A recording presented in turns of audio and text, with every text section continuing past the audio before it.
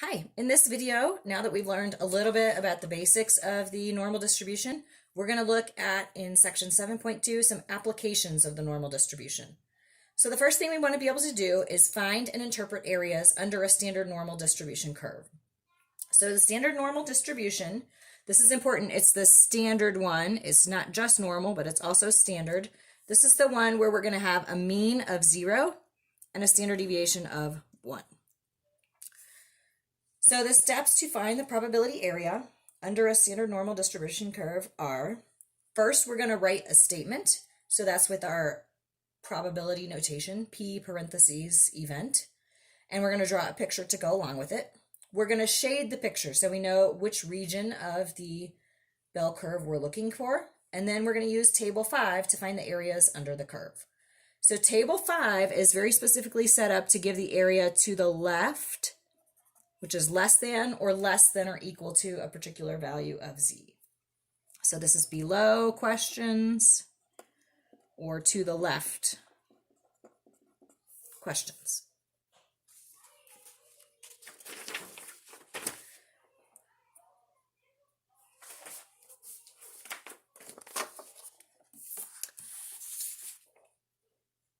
So table 5 that you have from the back of your book or a handout is our table for standard normal probabilities, and the z that we're going to look up in the table is calculated from the z-score. We are going to round z to the nearest hundredth. So tenths and hundredths, that's 2 decimal places, just to be consistent with this table 5. So here's table 5, and it does have 2 sides. So on this first page, we look at our z's, we see they're negative. That corresponds to this picture up here where the z is to the left of the middle. And then this side over here, where the z's are positive, and it corresponds to where z is to the right of the middle. So remember, the middle is 0, so to the right is positive, and to the left is negative. But this table is set up to just give us the area to the left. Area to the left of z. It's not a right or wrong thing, it's just that's how they built this table. If they were going to give you the area to the right, then the numbers would be different. So we just have to know what it is that we're working with here. And so over here also, it is still, even though z is positive, and z is to the right of 0, to the right of the mean, the area is still to the left.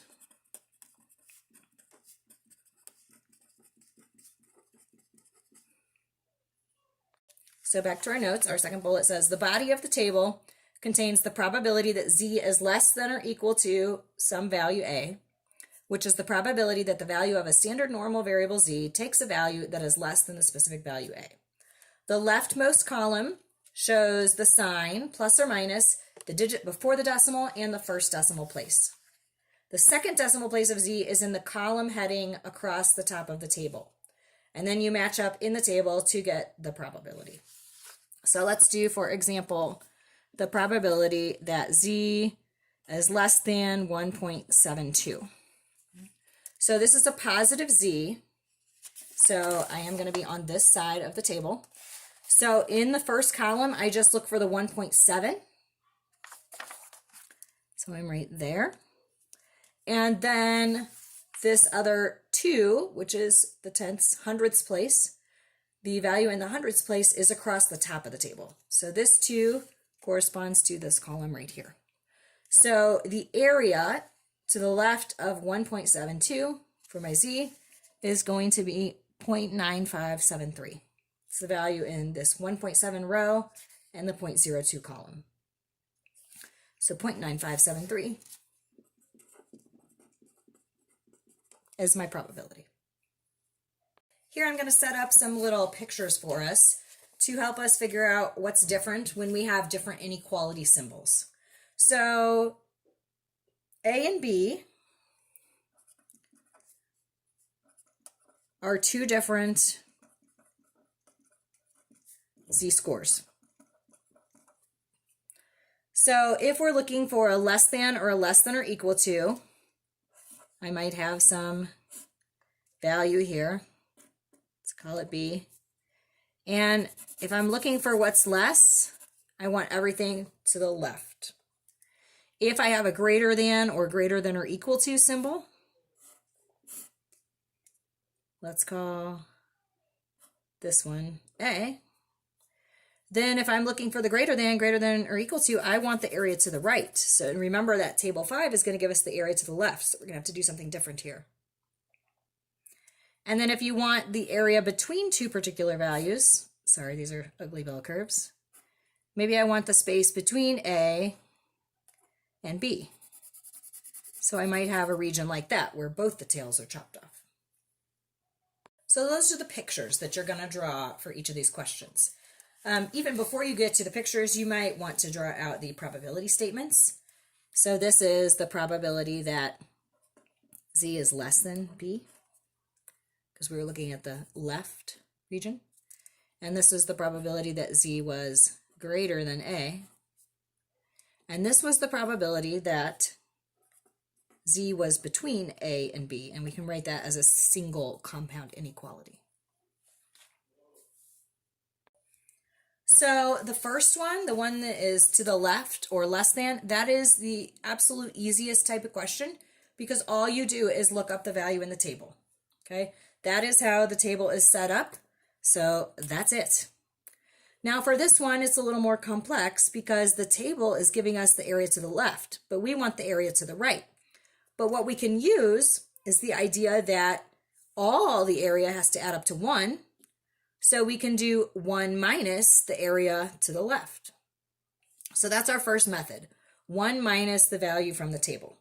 So if you take all the area, 1, and minus the area to the left, then that will equal the area to the right. So those pictures, take them or leave them if they don't help you, but when you find your value in the table, you're just going to subtract that from 1. The whole number 1 minus that decimal that you get from the table. Another way that you can do this is by using the symmetry of the bell curve. And a lot of students like this. I generally just use method 1, but this is a little bit quicker if it makes sense to you. What you can do is you can say, well, if here's A, oh, that's going to be a little confusing. Well, here's the opposite of A. Really, in this case, A is negative and the opposite of A is positive, right? But those are opposites, whatever values those are. If the A is negative 2.5, then this one would be positive 2.5. And so you can use symmetry and you can say that, well, what is to the right of A is equal to what is to the left of the opposite of A. So the parts that I shaded in purple and shaded in red are going to be the same size. So instead of finding the purple, you could find the red, but what you then need to do is use your table with the opposite of A. Don't worry too much that that's a B and that's an A. Same values. Both just standing in for some number. We don't know what number. Then if you want the area between two particular values, this one is actually, it's not too terrible. You're going to find both of the values from the table and subtract them. And just to make sure your answer is positive, it does need to be the smaller value you subtract from the larger value. So if I have B here, and I take all that area, and I have A here, and I take this area, if you can kind of lay one on top of the other, then you can see if you take all this purple area and subtract off this green area, what you would get would be the region in the middle. So again, that minus this would equal the chunk in the middle. That's a lot to digest. But I think going through some examples here will definitely help. Where we don't have A's and B's, we have actual numbers and we actually get to work in our table. So from a few pages ago, we're first going to write the probability statement. Well, that is done for us here. So I'm going to do example 1 for you, and then I'll give you a minute to practice example 2. And then we want to make a picture and shade which part we want. And so that's going to help us make sure that we're doing the right thing when we go to the table. So this is a less than, so I want the area to the left. But before you think about left or right, look at whether your z is positive or negative, okay? So it doesn't have to be a work of art, but a rough sketch here. If your z is -1 something, here's your 0 right in the middle, right? So -1 something is over here. So make this be your z, -1.82. And then now you can think about the idea that since you went to the left, you're shading left. Okay. I'm going to go ahead and draw all 3 pictures and then go to the table. For this one, I have a z value that's a positive 1.31. So here's my 0 in the middle. So 1.31 is somewhere over here. And this time I want a value. This time I want a value that is greater than or equal to 1.31. So I'm shading to the right. And if you have been wondering, we're really not going to treat these differently, whether it's a greater than or equal to, or a less than or less than or equal to. And then finally, we have this one that has the 2 different z values.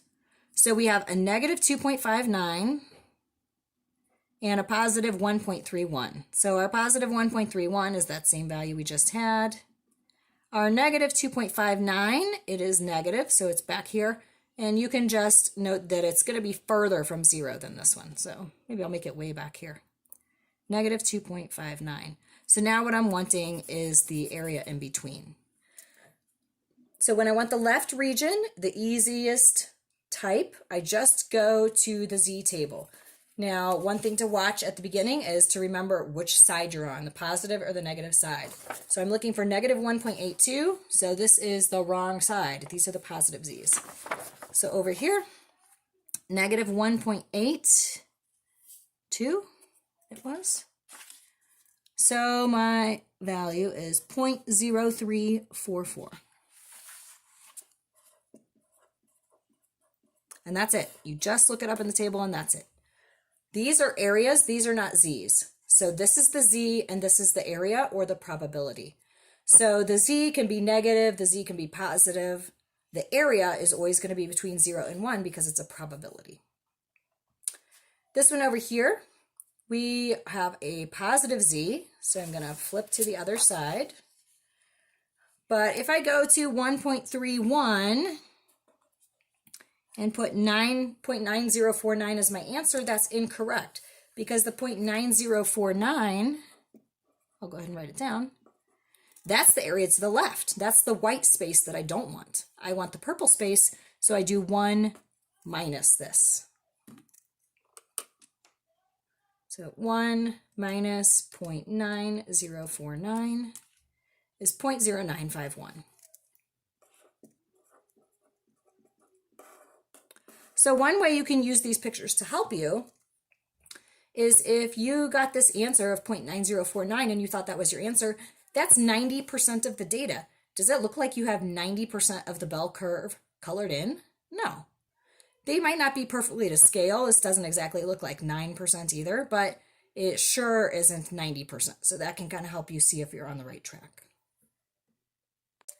Okay, and now when we have the 2 z-scores, I'm going to look up the one that's furthest to the right first because that's the one that's going to have the largest area. So 1.31. Oh, wait, I just did that. So the area corresponding to 1.31, I don't want an equal sign here because it's not equals, but when I looked up the 1.31, I got a 0.9049. Now I need to look up -2.59. So back to the negative side. 2.59. So my value is going to be 0.0048. So when I look up -2.59, I get 0.0048. And then I am going to subtract those two.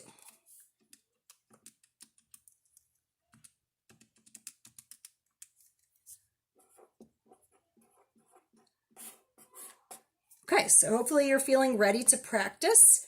Go ahead and I'm going to have you pause your video here, see if you can work through example 2 on your own, and then when you're ready to see your answers, then just hit resume on the video. Okay, here's your answers for example 2.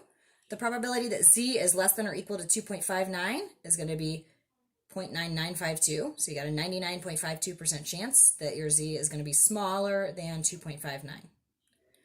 For this probability that z is greater than or equal to negative 3.15, negative 3.15 is way back over there on the left, but you want greater than, so you're shading to the right. So that's a big value. So again, this answer is pretty big. It is 1 minus the value the table gave you of 0.0008, so 0.9992. And then the probability that z is between negative 2 and positive 2, we've got a pretty good chunk there shaded. Your z table will give you 2 different values, and then you subtract those values to get 0.9544.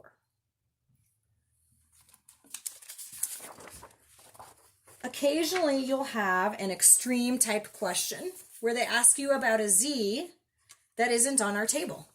So you might notice the table goes from 0 to negative 3.49 and from 0 to positive 3.49. So if you have anything further out from 0, what do? So if the z-score is too big or too small, then we need additional rules. If you're looking for the probability that z is smaller than negative 3.49, you're going to use this tiny, tiny value of 0.0001. And if you're looking for the probability that z is greater than 3.49, the table value will be 0.9999. Oh, I'm sorry, that should be a less than. These values are not in the table. So what's the probability that z is less than negative 4.5? Well, very slim chance. What's the probability that z is less than a positive 3.5? Very high chance. Okay, again, remember that almost everything falls between 3 standard deviations above and 3 standard deviations below. So here you're asking for a very small amount over here, and here in part B you're asking for from here all the way back, so almost everything. In our next example, we're going to have to just do a little bit more work ourselves. They give us the question in a word form instead of having already written the probability statement for us. So first I want to write the probability statement, draw a picture, and then use my table. So to the right of 1.11, that's the probability that z is greater than 1.11. So when I draw my picture, here's 0, here's 1.11. The z is positive, so it's on the right, and the inequality is greater than, so I want to shade what's on the right. So when I go to my table for 1.11, I'm going to do 1 minus the table value, because the table gives me the area to the left, I want the area to the right.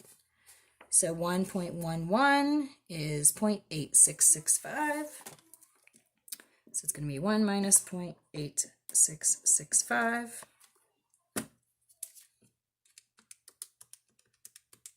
0.1335. So those are my 3 steps. Write the statement, draw and shade the picture, and then figure out what do you have to do with what you get from the table. Part B, to the left of z equals negative 1.93. So probability that z is less than negative 1.93. Picture. So z is a negative number, so it's over here on the left. Negative 1.93, and then also I'm wanting the area to the left, so shade left. So when I'm shading left, that's the easy one in the table. I just look it up in the table and that's my answer. So negative 1.93 needs to be on the negative side. 1.93 is 0.0268. That is my answer. Here's a between question. So to write that probability, try to use that, I call it like a sandwich notation. So z is between 2 and 2.47, so put the smaller one first and the larger one last, and z is stuck between there. Okay. So z is greater than 2, but z is less than 2.47. That's how we write our probability statement. Both of these are positive. So 0 in the middle. Here's a 2. Here's a 2.47. I want what's in between, so I look up the two values in the table and subtract them. So a z of 2.47 gives me 0.9932.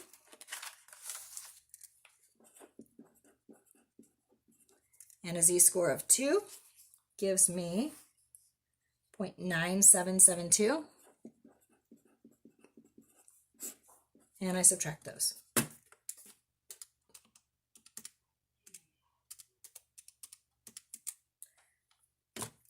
So 0.0160. This last one's a little tricky. It might seem very similar to part C, but it's not. It's quite different. We are looking for now to the right of 2.43 or to the left of negative 3.01. I think I'm actually going to draw the picture before I write the probability statement. So 2.43 is a positive, and they want what's to the right.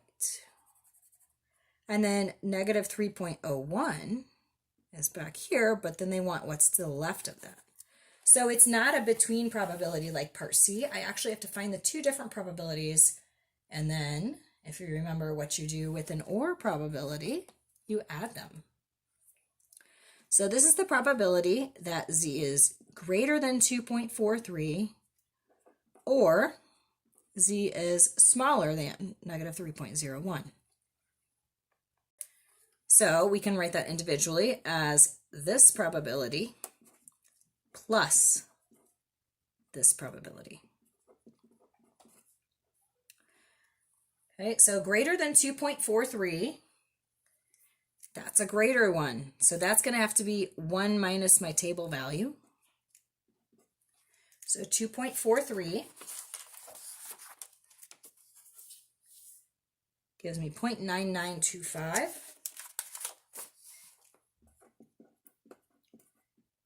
So I'm subtracting that 0.9925 from 1 to get this amount right here.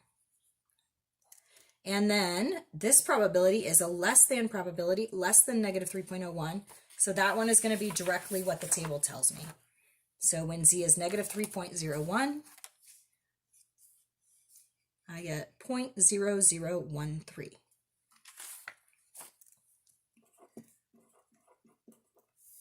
And then I can calculate all of that.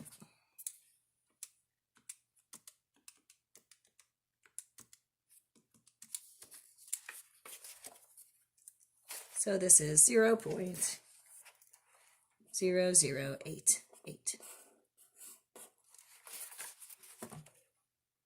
Okay.